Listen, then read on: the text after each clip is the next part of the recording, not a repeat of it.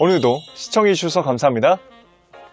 안녕하세요. 품격 있는 리뷰 고니TV의 고니입니다. 오늘은요, 가장 핫한 핸드폰 두둥탁 아이폰 11 꿀팁 영상으로 인사드리겠습니다. 지난번 노트 10 꿀팁 영상에 다들 너무 좋은 반응을 주셔서 진짜 너무나 뿌듯했어요. 다시 한번 진심으로 감사드립니다.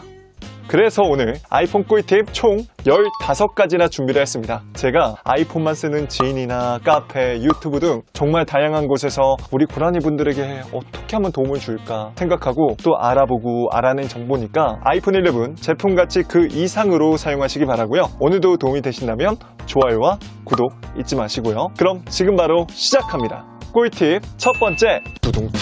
첫 번째는 아이폰 상태 체크입니다. Q체크라고 하는 어플을 소개해 드릴게요. 앱스토어에서 Q체크라고 검색을 해주세요. 그러면 이런 어플이 나오게 되고요. 다운받아 주시고 실행해 주세요. 자, 그러면 이런 화면이 뜨게 됩니다. 시작에 눌러서 모든 기능들을 테스트를 한번 해보세요. 흔들라고 하면 또 이렇게 흔들어주고, 가려달라고 하면 이렇게 분리해서 가려주고, 그리고 이런 것도 한번 체크 한번 해보고요. 스크린샷도 찍어보고 볼륨도 키워보고. 근데 저는 이상하게 여기서는 볼륨이 안 올라가더라고요. 넘길 부분은 과감히 한번 넘겨주세요. 그러면 이런 결과가 뜨게 되니까 여러분들이 테스트를 하셔서 내 아이폰이 좋은 아이인지 불량 아이인지 한번 체크를 하시기 바랍니다. 꿀팁 두 번째. 자, 두 번째는 사진 전송입니다. 특히 갤럭시 쓰시다가 아이폰 써보신 분들이 대부분 공감하시는 불편함 중에 하나가 바로 핸드폰에 있는 사진을 PC로 보낼 때 불편하다는 점인데요. 뭐 이런 오류가 나는 경우도 다반사고, 심지어 카페나 커뮤니티에서도 사진이나 동영상을 전송하는 데 있어서 불편하다고 하시는 분들이 굉장히 많더라고요. 그래서 여러분들에게 굉장히 좋은 방법 두 가지를 소개해 드리려고 합니다. 첫 번째는 케이블로 연결하는 건데요. 윈도우 기반의 PC를 가지신 분들에게 굉장히 유용한 팁일 겁니다. 아까 전에 제가 보여드린 사진처럼 이렇게 시스템에 부착된 장치가 작동하지 않습니다 라고 하는 경고 메시지가 떠요. 그리고서 작동이 되지 않습니다. 이럴 때는 해결 방법이 있습니다. 설정에 들어가신 다음에 여기서 사진에 들어가 주세요. 그래 아래쪽에 쭉 내려보면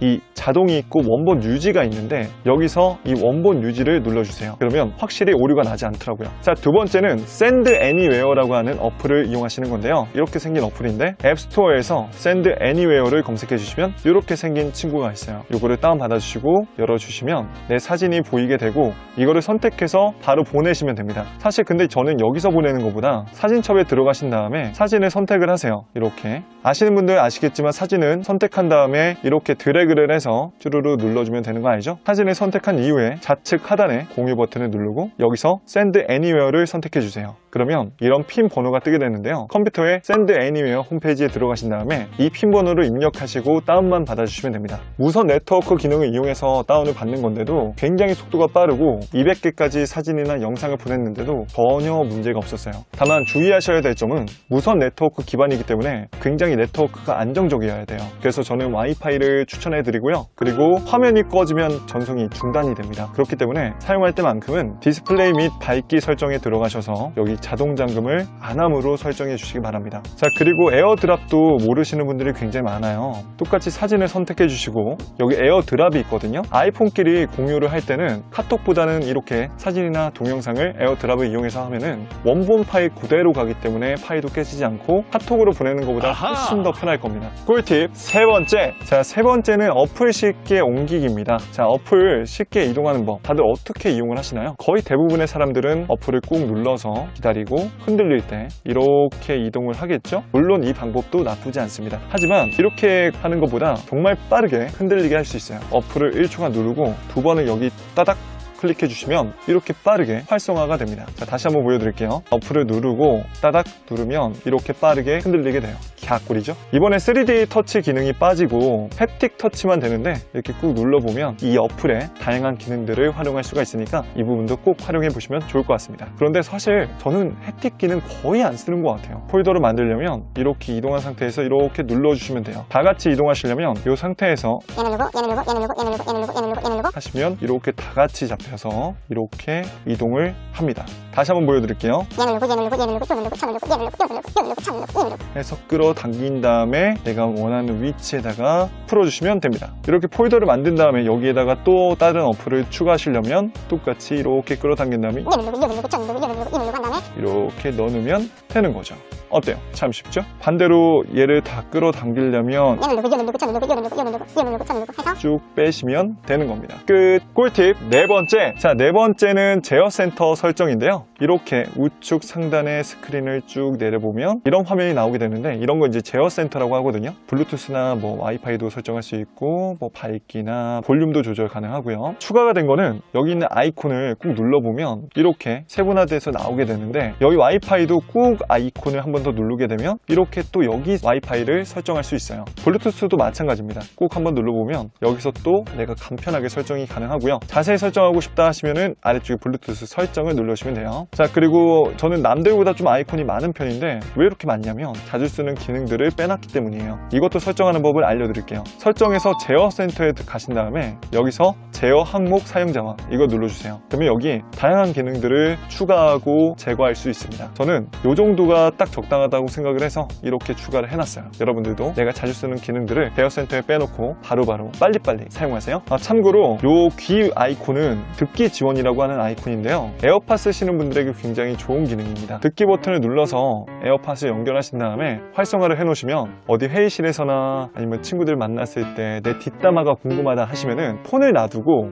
이 기능을 켜놓으신 다음에 에어팟을 끼고 다른 장소로 이동해 보세요. 그러면 듣기 기능을 이용해서 폰 주변의 대화 소리가 에어팟으로 전송이 됩니다. 뒷담화 듣고 싶을 때 굉장히 꿀 기능이겠죠? 꿀팁 5번째, 어시스티브 터치입니다. 자, 요런 아이콘을 말하는 건데요. 이거는 이제 가상 홈 버튼이라고 하는 건데, 여기 안쪽에 눌러보면 뭐 홈키도 있고요, 뭐 시리도 있고, 뭐 기기, 뭐 다양한 기능들을 사용할 수가 있습니다. 요것도 내 마음대로 커스텀이 가능하니까 그 방법을 알려드릴게요. 설정에 들어가신 다음에 위에 검색에 어시만 쳐주셔도 이렇게 위에 어시스티브 터치가 뜨게 됩니다. 이거 눌러서 안쪽에 들어가 보시면 여기 목록이 있죠? 그러면 이렇게 상위 레벨 메뉴 사용자가 있습니다. 이거 누르시면 여기 이렇게 또 다양한 아이콘을 내가 추가할 수가 있거든요. 기본적으로는 한 6개 아이콘으로 들어가 있을 거예요. 이렇게. 근데 최대 8개까지 지원이 되고요. 재설정해서 이렇게 초기화 시킬 수도 있고요. 플러스 누른 다음에 여기 플러스를 누르면 여기에 다양한 기능 등을 내가 간단하게 지정을 할 수가 있습니다. 저는 스크린샷과 구조 요청을 추가해 볼게요. 그럼 이렇게 해서 사용이 가능하고요. 이런 게 이제 또 아이콘이 둥둥 떠다니다 보면은 좀 거슬릴 수가 있거든요. 그럼 당연히 여기서 어시스티브 터치를 꺼주시면 됩니다. 굉장히 꿀팁이죠? 꿀팁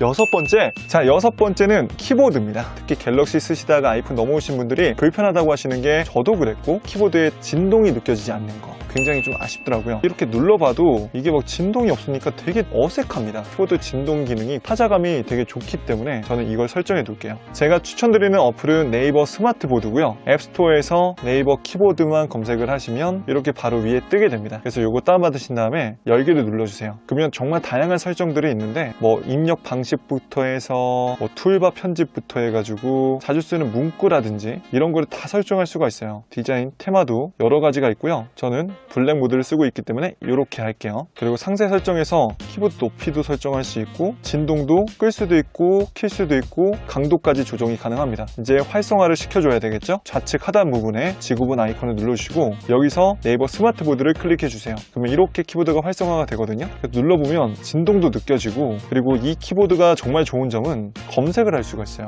날씨를 검색해 볼게요. 날씨도 이렇게 바로바로 뜨게 됩니다. 너무 좋죠. 저는 아이폰 쓰고 이 어플을 알게 돼서 너무나 좋아요. 실제로 노트 10도 이 어플을 설치해서 사용하고 있습니다. 이어서 키보드 설정에 관해서도 또 알려드릴게요. 설정에 가신 다음에 키보드를 검색해 주세요. 자, 그러면 여기 자동 완성이라는 게 있거든요. 나머지는 솔직히 다 키셔도 좋습니다. 근데 이 자동 완성은 쓰잘데기 없이 내가 쓰고 싶은 말을 못 쓰게 방해를 해요. 자동 완성 기능이 뭐냐면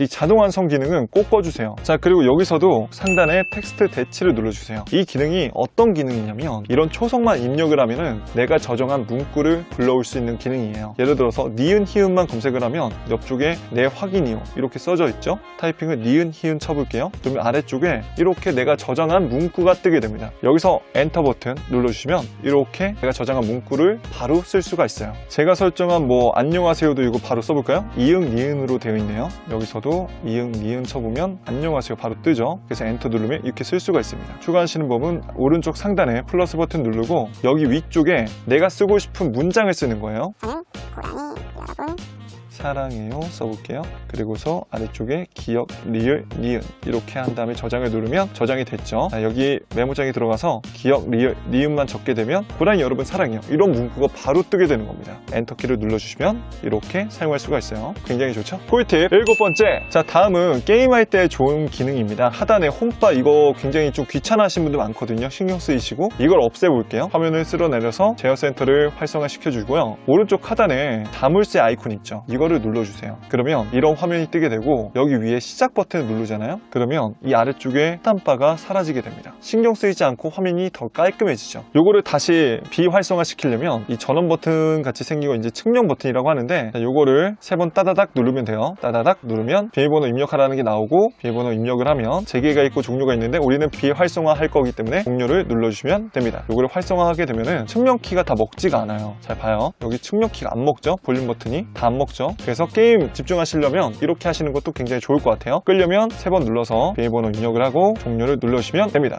어때요? 굉장히 좋죠? 하단바가 나왔으니까 하는 얘기인데 하단바를 아래쪽으로 쓸어내리면 이렇게 한 손 조작 모드가 되고 위로 쓸어 올리면 이렇게 약간 이동이 가능하죠. 그리고 이 상태에서 하단바를 오른쪽으로 스와이프를 하면 전에 있는 앱으로 가게 되고요. 그래서 약간 이동이 굉장히 편합니다. 갤럭시보다 더 편해요. 굉장히 스무스하고. 자, 그리고 약간 이동을 할 때 이런 아이콘들 모두 닫기가 있어서 다 끌 수 있으면 좋은데 그게 안 되거든요. 그럴 경우에 1호 하나씩 올려주면 또 시간도 오래 걸려요. 이 상태에서 그냥 손가락 3개 눌러서 쭉 올려주세요. 다시 손가락 찍고 쭉 올려주세요. 그럼 이렇게 3개씩 빠지게 됩니다. 그리고 약간 이동하는 이 장면을 보시게 하려면 이렇게 쭉 올려서 봐도 상관은 없지만 이 상태에서 좌측 하단에 이렇게 대각선을 밀면은 이렇게 바로 볼 수가 있어요. 이 상태에서 우측으로 해도 이렇게 나오게 돼요. 정석은 이 가운데에서 이렇게 쭉 올려서 이렇게 옆으로 빼야 되는 건데 이것도 번거로우니까 그냥 이렇게 누른 상태에서 좌측 하단에 이렇게 스와이프를 하면은 약간 전환 모드가 됩니다. 어때요? 굉장히 꿀팁이죠? 꿀팁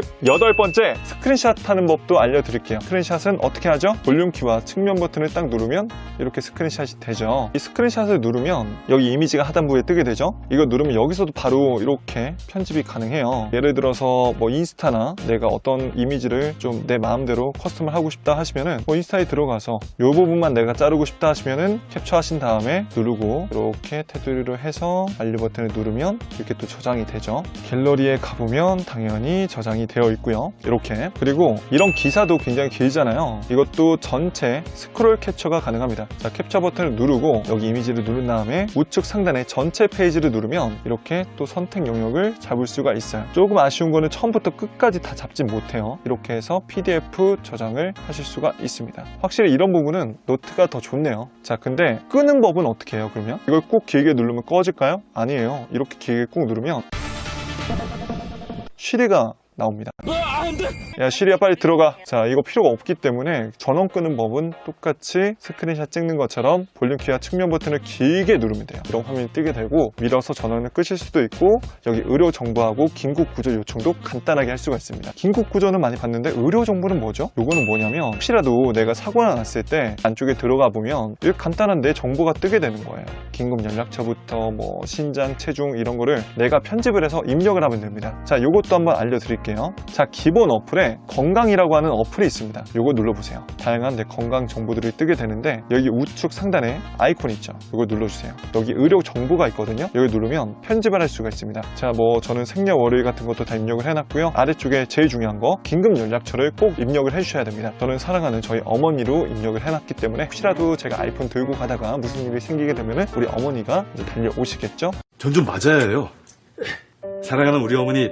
사실 그런 일은 없어야 되겠지만 사람 일이라는 게 혹시나 모르는 거잖아요. 그렇기 때문에 꼭 이렇게 입력을 하시면 되겠습니다. 근데 이거 의사분들이 이렇게 의료 정보 보시는 거를 아시겠지? 여기까지 가야 되는데